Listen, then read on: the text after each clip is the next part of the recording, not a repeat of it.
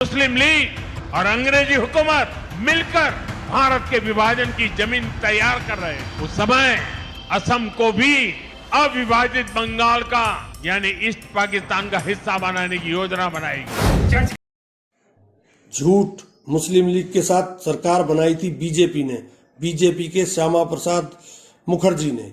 याद है या नहीं याद है? याद करिए Modi ji. Doordarshan will do a program like this? Do you think Doordarshan is going to question the central government? Do you think the anchors on Doordarshan who are paid, I don't know, 15 crore rupees nowadays, I'm told, 15 crore rupee anchor? उन्होंने DM को phone करके हारे हुए उम्मीदवार को जितवा दिया था, ये उनका बयान आया था 2 दिन पहले। इसको लेकर भी खूब हो हल्ला मचा। अब इसके बाद कट कमीशन को लेकर खुलकर यहां पर बोल रहे हैं जीतन राम मांझी। केंद्र सरकार में मंत्री हैं, बिहार के मुख्यमंत्री रह चुके हैं मांझी। बचपन में घर छोड़कर भागा, जवानी में बीवी छोड़कर भागा, पार्लियामेंट में सवाल छोड़कर भागा। सही जवाब देने वाले को अनुराग ओझा के द्वारा 15 लाख रुपए उसके सीधे खाते में आएंगे, वो भी परसों। धन्यवाद। देश के प्रधानमंत्री का स्तर तो इतना गिर गया है कि शौचालय के बाहर इनकी तस्वीर लगी है, लेकिन किसी भी यूनिवर्सिटी और कॉलेज के बाहर इनकी तस्वीर नहीं लगी। गजब बेइज्जती है। हिंदू हूँ, मोदी का भक्त नहीं हूँ। ब्राह्मण हूँ, मोदी का भक्त नहीं हूँ। एक शायरी कहना चाहता हूँ। मुगलों ने लूटा तो ताजमहल बना दिया, अंग्रेजों ने लूटा तो रेलवे बिछा दिया, मोदी ने लूटा तो शौचालय बना दिया, और पूरी भाजपा ने लूटा तो हमें भिखारी बना दिया। रामचंद्र कह गए ऐसे ऐसा कलयुग आएगा, जनता वोट देकर जाएगी और उसे मोदी चुरा ले जाएगा। वैसे मैं आपको क्लियर कर दूंगा, हंसना मत प्लीज। मेरी उम्र 9 साल की है, मैं 2014 के बाद पैदा हुआ हूँ। 8 साल पहले कांग्रेस ने राज करा था। हम गोबर खाते थे, कपड़े नहीं पहनते थे, बोरी पहन के घूमते थे। ये चांदनी चौक में जानवर रहते थे। मार्केटों का विकास नहीं हुआ था, बसें नहीं चलती थी। शायद आपके माँ बाप भी अनपढ़ गंवार ही रहे होंगे। अमित शाह जी कहते पकोड़े तल। ओ माय गॉड, मतलब आपके पेरेंट्स 40 लाख रुपए लगा के आपको डॉक्टर बना रहे हैं, पकोड़े तलेंगे? अगर मोदी जी नहीं होते तो देश का क्या होता? मोदी जी नहीं होते तो आप भी नहीं होते, है ना? आप भी मोदी जी से ही हैं। आप बताइए, आप मोदी जी के विद्यालय से पढ़ के आए हैं क्या? गजब बेइज्जती है। मोदी जी इतने टैलेंटेड बच्चे थे कि उनसे टीचर कहता होगा कि बेटा सबको पढ़ा लूं, तुझे अलग से पढ़ाऊंगा, तू मुझे ही पढ़ा देगा वरना। और मोदी जी का तो ऐसा है, आग लगे बस्ती में, मोदी जी अपनी मस्ती में। गजब बेइज्जती है। मोदी जी नहीं आते तो आप लोग के पास फोन भी होता है? तो बटन वाला फोन चला रहे हो तो मोदी जी ने फोन बनाया है? क्या बात कर रहे हैं? अरे मोदी जी से लाइव डिबेट कराइए। मोदी जी को ये नहीं पता होगा कि फोन किसने बनाया। बात तो सही है। पहली ट्रेन कहाँ से कहाँ तक चली, ट्रेन को किसने बनाया, पता है मोदी जी को? आप तो मोदी जी के भक्त हैं, आप ही बता दो किसने बनाई। दोस्तों, अगर आपकी परीक्षा में सवाल आए कि भारत को डुबाने वाले आखिरी बादशाह का नाम बताएं, तो आप बेफिक्र होकर बादशाह तवाई सरदार जुमले आजम पर मोहर लगाएं। ए टॉमी, टॉमी बेटा, टॉमी 9। अरे यार पकड़ो पकड़ो, तेरी जिता दिया बिहार चुनाव। जो शेर होता है ना, ऐसे ऐसे गीदड़ के शिकार नहीं करते। वो शेर जो होता है, शेर होता है। ये तो लेटेस्ट न्यूज है। वो गीदड़ों के शिकार नहीं करते कभी। मोदी गीदड़ की शिकार नहीं करता। राहुल गांधी के औकात अनुराग ठाकुर ने दिखा दिया। रुको जरा, अभी ये कह रहे थे कि वो शेर है शेर। भाई साहब, तमाम लोगों से कहूंगा अपने बच्चों को चिड़ियाघर घुमाया करो, ताकि शेर और गधे में अंतर ढूंढ पाए वो। नमस्कार, मैं हूं जगत सिंह अवाना और आप देख रहे हैं सर्जना टाइम्स। दोस्तों, कहते हैं वक्त सबसे बड़ी चीज होती है। वक्त ने राजा को रंग और रंग को राजा बना दिया है। एक समय राजा हरिश्चंद्र काशी के राजा थे और अगले ही पल उसी वक्त ने शमशान घाट पर मुर्दा जलाने के लिए मजबूर कर दिया था। चाहे वो मजबूरी किसी तरह की रही हो, परंतु ये सब वक्त होता है। और जब वक्त करवट लेता है तो अच्छे अच्छों की जबान लड़खड़ानी शुरू हो जाती है, या उसके सहयोगियों की बातों में सच्चाइयां उगलनी शुरू हो जाती है। आज मैं 2-3 मुद्दों पर आपसे बात करूंगा। एक मुद्दा तो वही नुसरत का आजकल चल रहा है। आपको याद होगा नीतीश कुमार ने किस तरह उसका नकाब हटाया, और नीतीश कुमार को उसके बदले में बीजेपी खत्म कर देगी, ये मैं गारंटी के साथ कह रहा हूं।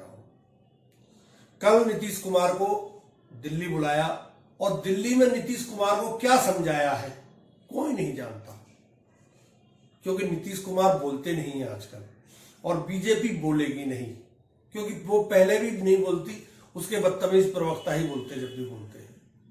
परंतु जो सूत्र बता रहे हैं उनके अनुसार नीतीश कुमार को माफी ना मांगने के लिए बोल दिया है बीजेपी के केंद्रीय नेतृत्व ने कि आप मत मांगिए माफी, क्योंकि आप समझ सकते हैं वो इसके पीछे की कहानी क्या है। कहानी सीधी है। नीतीश कुमार का जो वोटर था, नीतीश कुमार को मुस्लिम वोट मिलता था, अगर वो मुसलमानों से माफी मांग लेगा तो मुसलमानों को वोट उससे मिल जाएगा, और अगर माफी नहीं मांगेगा तो मुस्लिम वोट उससे चिढ़ जाएगा और वो हिंदुओं का ध्रुवीकरण करने में ज्यादा कामयाब रहेगा, तो उसका फायदा सीधे सीधे बीजेपी को होगा। तो बीजेपी ने कह दिया तू माफी मत मांग, जो चल रहा है चलने दे, दुनिया भाड़ में जाए, क्या बोल रही है क्या नहीं बोल रही है उसको छोड़ दो। इसी पर मोहम्मद आरिफ जो राज्यपाल है उन्होंने कहा वो तो बेटी की तरह मानते थे नीतीश कुमार, उसको बेटी के सर का घूंघट हटा दिया और बुर्का हटा दिया, तो उसमें आपत्ति क्या है। मैं आपको यहां ये बता देना चाहता हूं कि आपकी चाहे बेटी हो, चाहे आपकी बहन हो, चाहे आपकी बीवी हो, चाहे आपकी माँ हो, अगर उस औरत की इच्छा नहीं है तो आप उसकी एक उंगली को नहीं पकड़ सकते। बुर्का हटाना, घूंघट हटाना तो अलग बात है, परंतु आरिफ साहब है वो बोल रहे हैं, सुन लीजिए। लोगों ने विवाद बनाया, ये विवाद की बात है। बाप बेटी का मामला विवाद होता है, ये बात हुई, ऐसा नहीं होना चाहिए, ये गलत बात है। वो बेटी है वो। मैं मुख्यमंत्री का डिफेंस नहीं कर रहा, पर वो आदमी अपनी बेटी समझता है सबको। अरे ऐसा नहीं करना चाहिए। मुझे बड़ा दुख हुआ, ये विवाद कहना ही मुझे दुख देता है। बाप बेटी के बीच ऐसा होता है कुछ। पत्रकार, बेटी को ज्वाइन कर लेना चाहिए, जवाब कर लेना चाहिए, और ये समझना नहीं चाहिए वो बाप की तरह है तो विवाद। गार्जियन की हैसियत से आप पासपोर्ट लेने जाती हो तो दिखाती हो कि नहीं? आप एयरपोर्ट पर जाते हैं तो दिखाते हैं कि नहीं? पाकिस्तान और इंग्लिस्तान की बात करते हैं। ये भारत है, भारत में कानून का राज चलेगा। नीतीश कुमार ने सही किया। लड़की कह रही है कि नौकरी रिफ्यूज कर दी उसने, वो रिफ्यूज करे या जहन्नुम में। ये झारखंड का एक मंत्री है।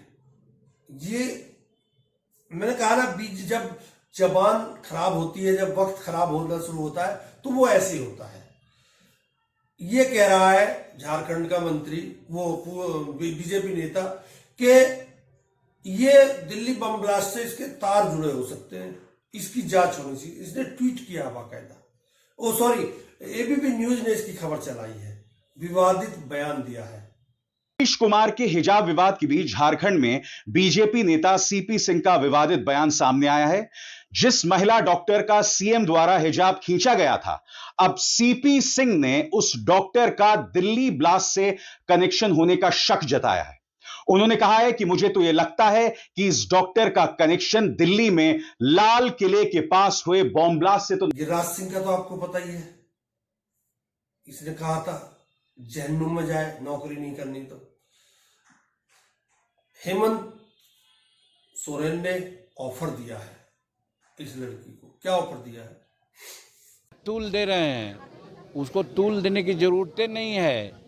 अगर नीतीश कुमार 25 वर्ष के 30 वर्ष के छोकरा होते और वो डॉक्टर के हिजाब को नीचे करते तो कर सकते थे कि हो सकता था गलत कोई इंटेंशन हो।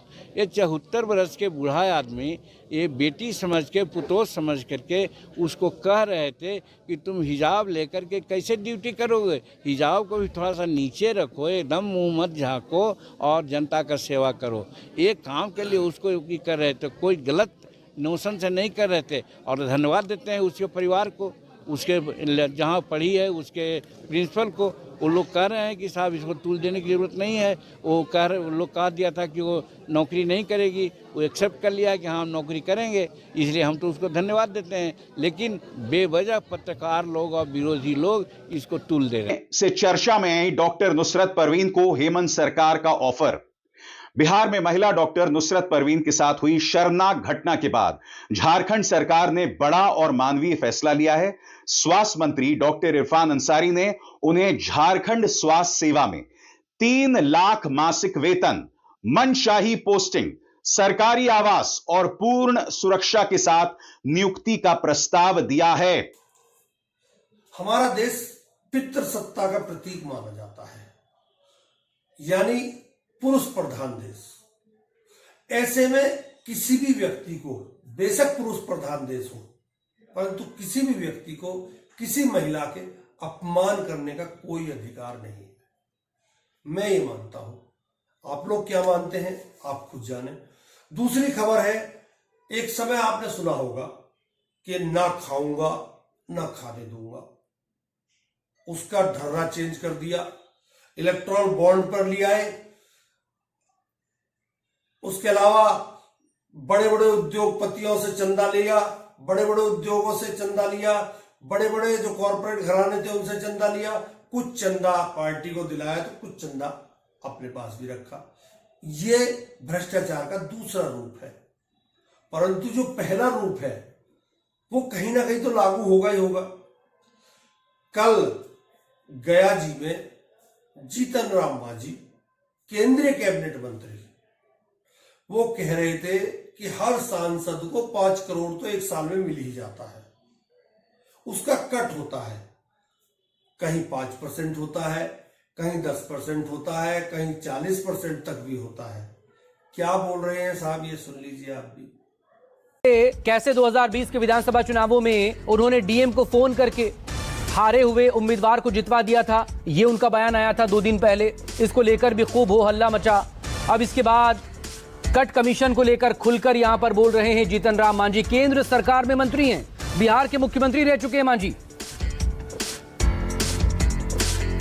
5 लाख हर एमपी एमएलए कमीशन लेगी। हम पर साल वाला काली के 5 लाख 5 करोड़ मिला हो ना भाई। अगर 10 पैसा मिले है तो 40 पैसा ने 40 लाख हो जीतो। सब पार्टी के हम दे दिली कि ले कर में गाड़ी खरीद को खर फलना कर। ये न करे था, 3 का दोष है। और यहू साल अगर चाहवा तो हमारा पैसा का जरूरत नहीं है। हम वो इनो साल देवो तो 40-80 लाख हो जी। तो 80 लाख कोई पार्टी को होती तो मामूली बात है जी। तहसीला तो कम से कम तहसील बाबा न 5-10% पर जाए तो 5% पर दावा, तो 5% पर लेकर के करा। देखिए, ये एनडीए सरकार में भ्रष्टाचार और कमीशन खोरी चरम पर है। अब तो केंद्रीय मंत्री एनडीए के सहयोगी हैं आदरणीय जीतन बाबू मांझी जी ने तो स्पष्ट रूप से कह दिया है कि सब लोग ले रहे हैं 10%, 5% भी लीजिए, नहीं दे रहा है 10%। तो अब वो खुद ही कह रहे हैं, बिहार सरकार में माननीय मंत्री हैं उनसे कह रहे हैं, खुद केंद्र में मंत्री हैं। इससे स्पष्ट पता चल रहा है कि दिल्ली से लेकर पटना तक की जो डबल इंजन की सरकार है वहाँ कमीशन खोरी भ्रष्टाचार चरम पर है। सीधे रुक करेंगे पटना का। मेरे सहयोगी सौरभ कुमार पटना से हमारे साथ जुड़ गए हैं। सौरभ, पहला सवाल तो ये कि आखिर जीतन राम मांझी को हो क्या गया है? खुले तौर पर कट कमीशन की बात कर रहे हैं, मोदी सरकार के कैबिनेट मंत्री हैं और 2 दिन पहले पश्चिम बंगाल में प्रधानमंत्री नरेंद्र मोदी इसी कट कमीशन को लेकर ममता बनर्जी पर हमलावर थे। Now Saurabh Kumar. A residence that will change the way you think about home.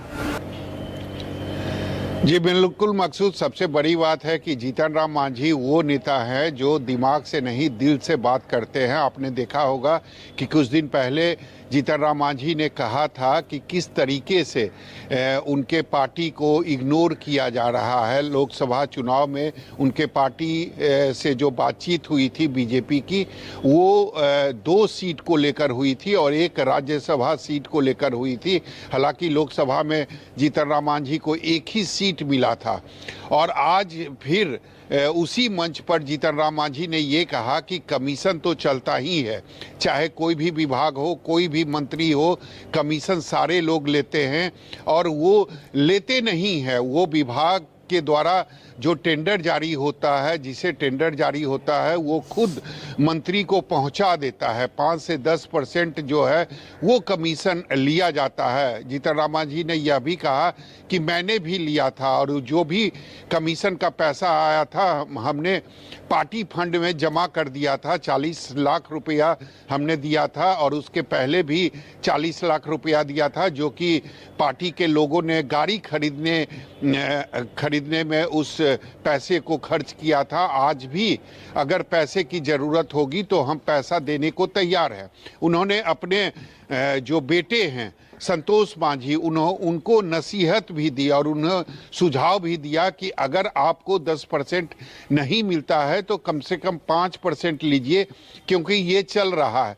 तो निश्चित तौर पर पोल खोला है जीतन राम मांझी ने अपने ही सरकार का, एनडीए सरकार का, और उन्होंने कहा है कि किस तरीके से विभाग के अंदर कमीशन खोरी होती है।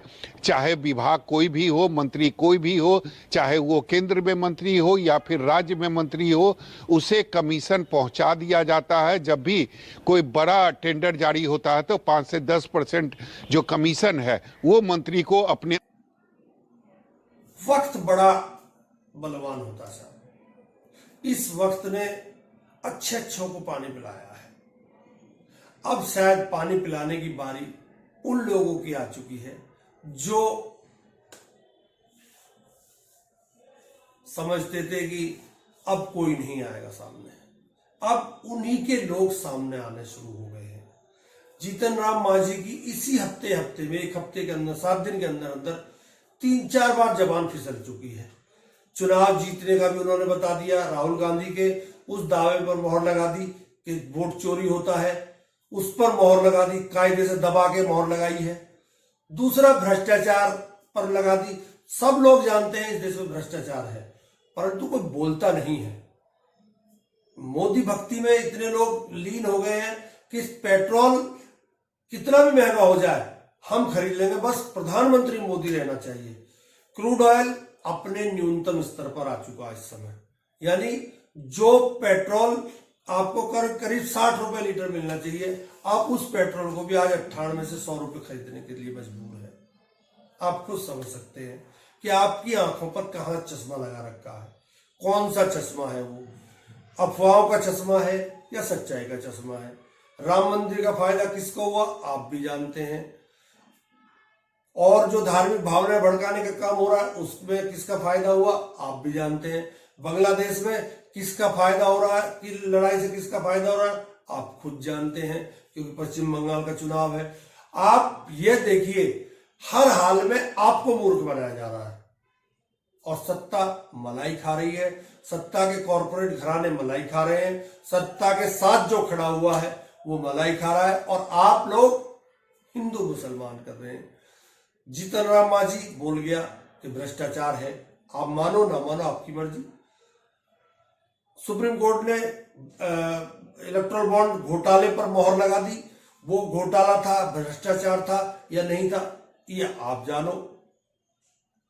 दूसरी तरफ पाकिस्तान में 5 हमारे एयरक्राफ्ट गिर गए, उस पर आज तक सरकार ने कुछ नहीं बोला। वो वही वो है जो 1600 करोड़ रुपए में खरीदे गए थे, उस पर कितना भ्रष्टाचार हुआ या नहीं हुआ आप जानो।